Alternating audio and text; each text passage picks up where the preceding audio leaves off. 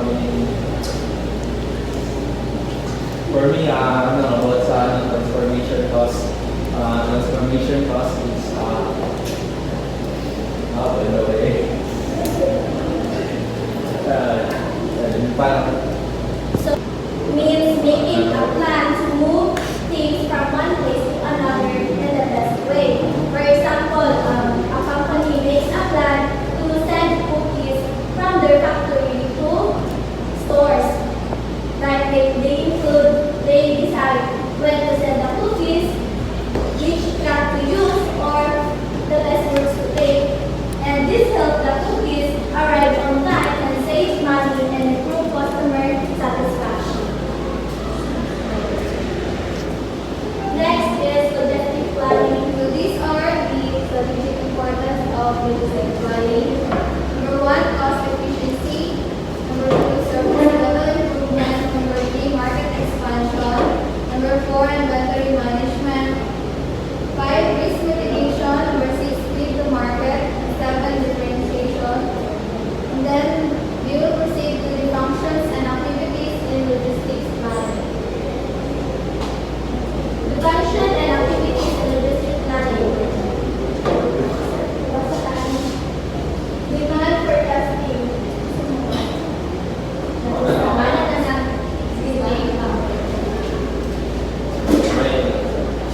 demand forecasting. This involves estimating future demand for products or services based on historical data, market trends, and other relevant factors. So, why demand forecasting is important? It is important because the demand or product or service is based on historical data. So, it is important because it helps companies predict how much product is needed to avoid overstocking or running out of stock. For example, a clothing store uses past sales data and trends to estimate how many jackets will sell in 1 year. Yes. So next, inventory management. So number two is inventory management. So involves overseeing the flow of goods into and out of a company's inventory. So in my own understanding, inventory management is the process of tracking and controlling a company's stock of goods, and like it ensures that there is enough stock to meet customer demand without having too much or too little. Yes, it ensures the company has the right amount of products on hand to meet customer demand without excessive storage costs. For example, a grocery store tracks the number of milk cartons sold daily to restock just enough before they expire. Third, transportation planning. Ms. Navarro. Focuses on selecting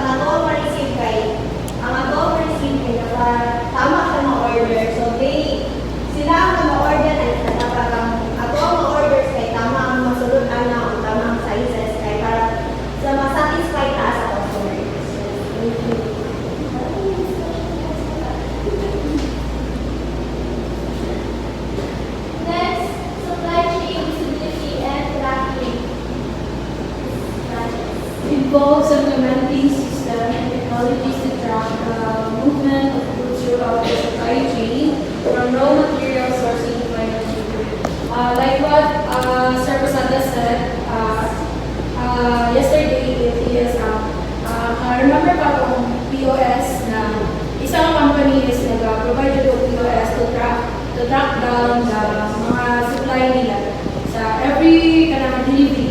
So, what is Risk management and contingency planning. Third, Bakwarfo.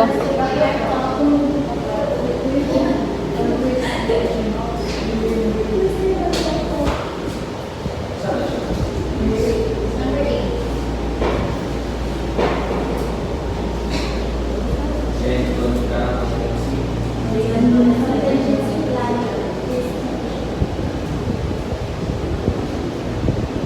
risk management and contingency planning also entails identifying potential risks in the supply chain, such as transformation delays, supplier disruption, or natural disaster and plans to mitigate these risks. For my own understanding is, risk management ay mo siya ang nag-identify dito sa mga potential risks sa supply chain, for example, ay mabot ng mga bagyo, mga disaster, mga kabalo, mga various event na ay chances na delay ito ang mga inatod. So, kung natin risk management and contingency planning is mag-prevent na ito mga pagandaan. Yes, ito yung mga backup na mag-umalis. Okay, next part. Next.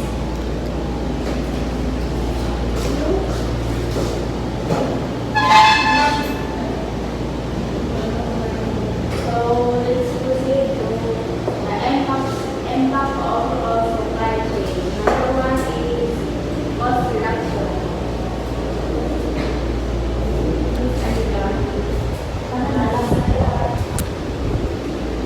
So, cost reduction is lower transportation and handling costs, reduce rate rates, improve inventory management and layout optimization, reduce costs associated with stockouts, overstocking, and expedited shipments. So, cost reduction means that lowering operational costs such as reducing transportation expenses or optimizing inventory can make the entire supply chain more affordable. This impacts the overall supply chain by allowing companies to offer lower prices or improve margins, enhancing financial performance. So next is service improvement.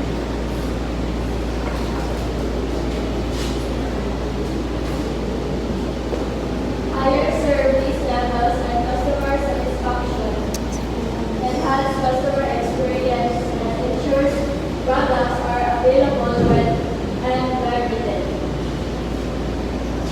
So service improvement, it means that enhancing customer service such as faster delivery times or better order accuracy can boost customer satisfaction and loyalty.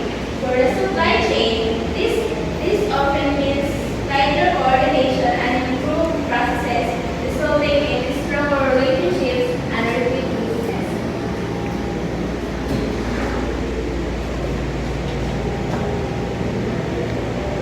So number 3 is risk mitigation.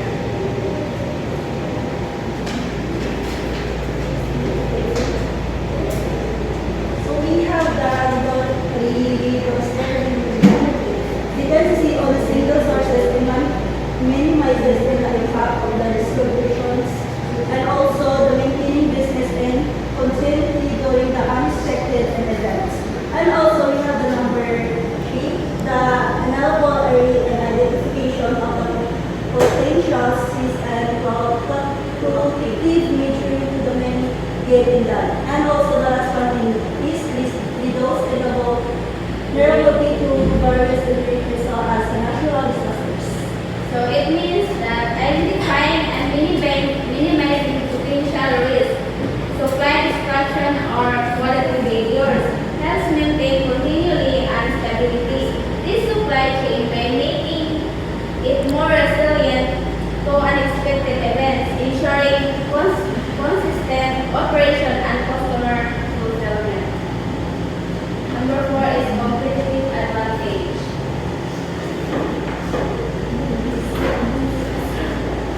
Competitive advantage.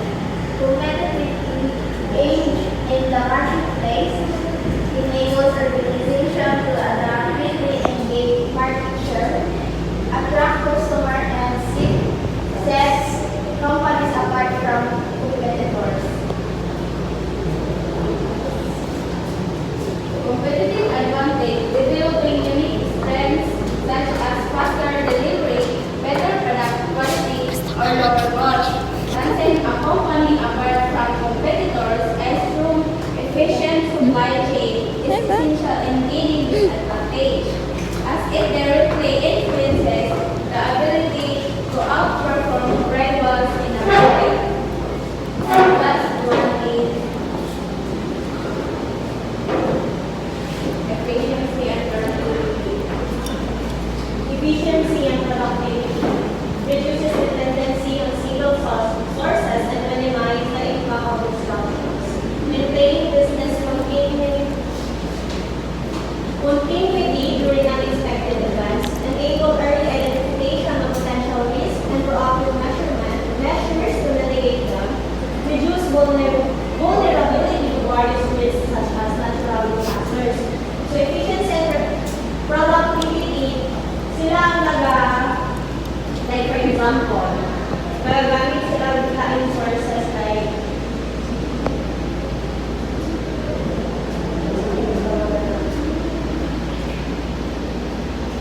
hindi ka lang makapagdrawing sila.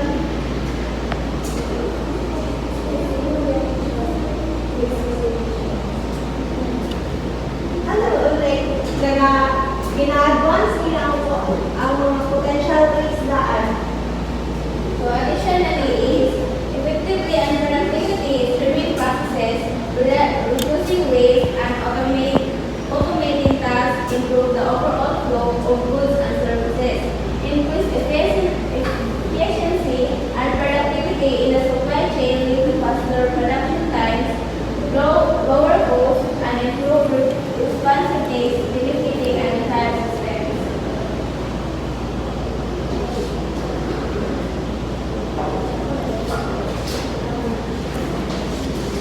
So let's proceed the challenges and complexities. First, we have demand volatility. What do you mean by volatility? Just in one word. So volatility. Demand volatility.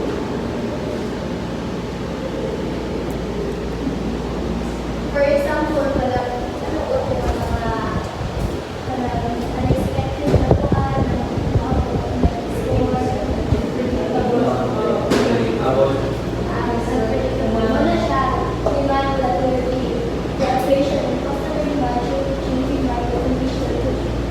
consumer preferences or external factors like natural disasters. So, customer demand can change quickly due to trends, mga trends, mag-change ang mga lawas ng mga customers.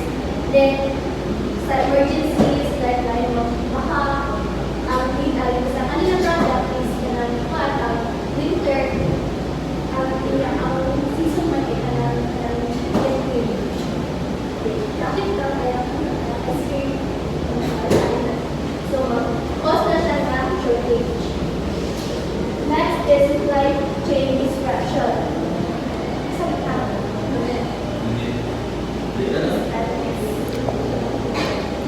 Supply disruptions. Uncertain price, such as supplier failures, transportation delays, or geopolitical tension can disrupt supply chain, leading to inventory shortage, production delays, and customer disruption. So, supply chain disruption is ano mo siya guys, nakita ko siya sa economics yan. Sa to ang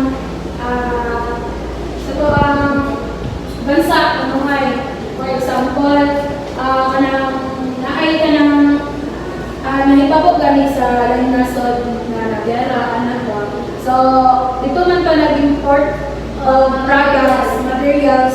So, naay chances na madili siya. Maapektuhan ito mga supply sa isang store. Thank you. Next. Complexity of global supply chains. Mr. Baclermo, your turn.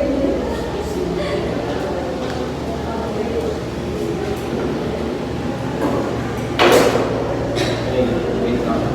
One of the challenges is global supply Complexity of global supply chains. Globalization has led to increasingly complex and interconnected supply chains involving multiple suppliers, manufacturing facilities, and distribution channels across different regions. So,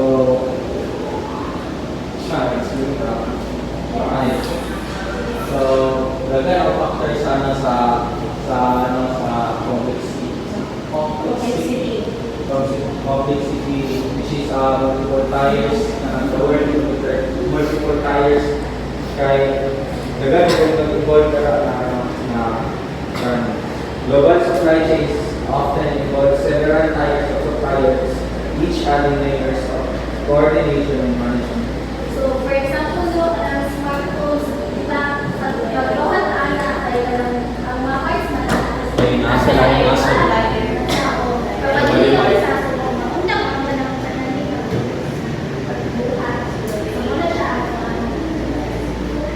Next is information and communication challenges. So, information and communication challenges in dynamic environments, accurate and timely information is crucial for effective logistic planning. So, however, obtaining real-time visibility into individual levels, transportation status, supplier performance can be challenging. So, this means that this refer to problems that occur with sharing or understanding information. Like one common issues is like unclear or incomplete message. Like this leading to misunderstanding like is miscommunication. So next, we have technology integration and application. Keeping up with rapid advancement in technology like artificial intelligence and Internet of Things is crucial for optimizing logistic processes. So for example, a company struggles to set up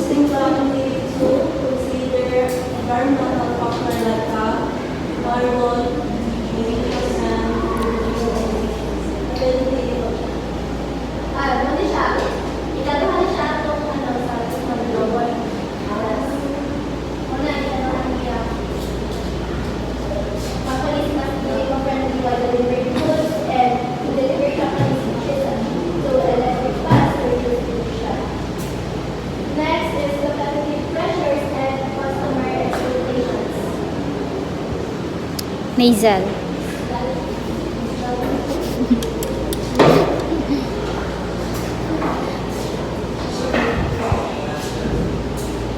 next is number 7. Increasingly demanding customer expectation for Oscar. Cheaper and more personalized service requires continuous innovation and social opportunities processes. So, ano yung mga may gusto ka ba ng faster? Gusto ka ng cheaper? Tapos gusto ka ng quality.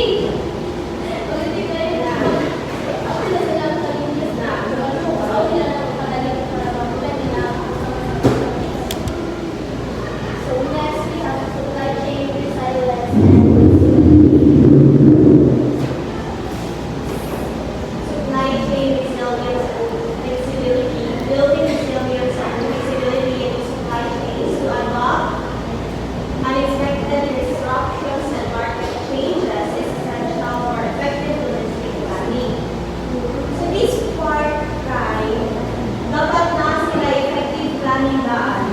Maglakodaan sila sa mga possible disruptions sa ilang mga delivery o sa mga supply chain nila sa mga products. So para na sila yung mga other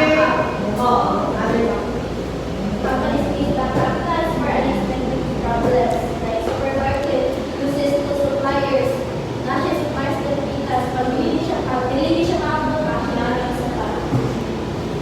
So next.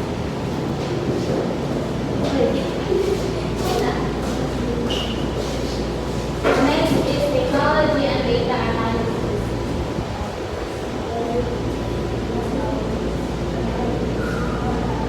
So technology and data analysis empower companies to enhance logistic planning processes and decision making while providing real-time visibility, predictive insights, optimization capabilities, and collaborative tools. By leveraging technology effectively, companies can improve supply chain effectively, reduce cost, and gain competitive advantage in today's dynamic business environment. So technology and data analysis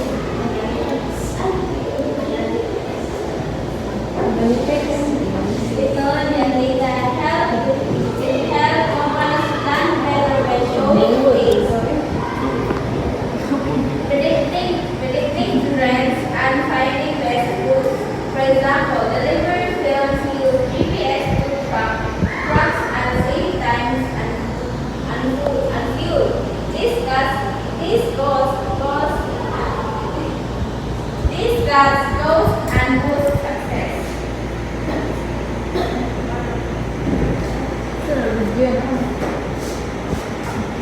To further understand logistics planning and strategy, we'll watch a video of a logistics planner. What is the job of a logistics planner?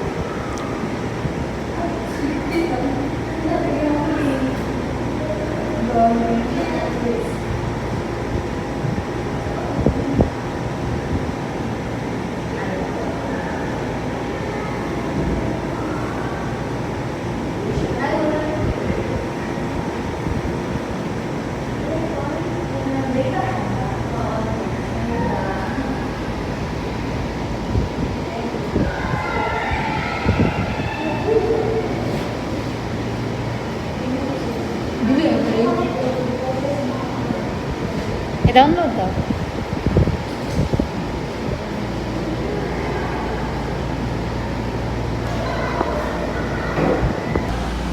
So, di ba, we know that logistics planner is muna rin sila ang mga kaplan sa movement, sa deliveries, sa location, sa mga oras, then sa inventory code, kung pila ang mga stocks ito, kailangan, so, ano siya.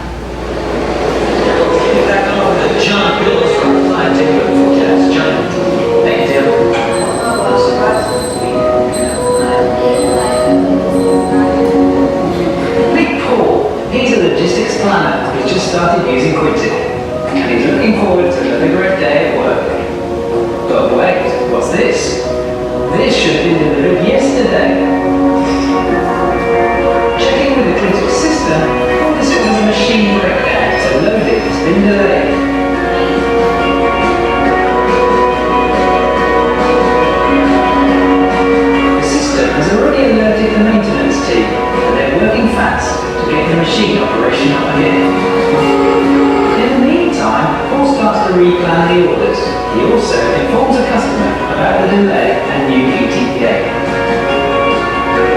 Back at the office, a rush order has just come in. No problem. Quintic processes the order and suggests the delivery routes. It then reoptimizes the overall plan with the new order.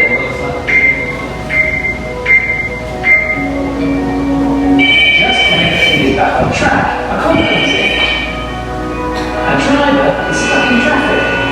Once again, he refers to Quintic. He chooses the best plan and route and sends it to the driver.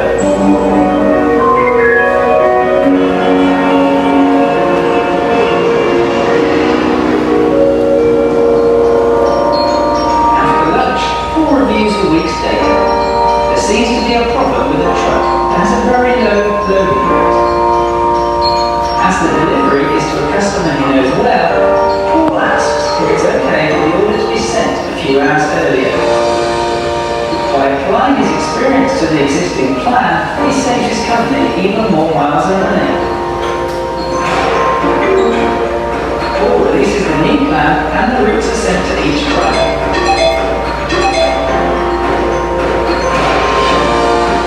He then turns his attention to the upcoming holiday season. He runs some what-if scenarios to explore the best way to cope with increasing orders. That night, Paul checks in from home. The Quintic KPI app shows him how much the most recently optimized plan would advance his company's goals.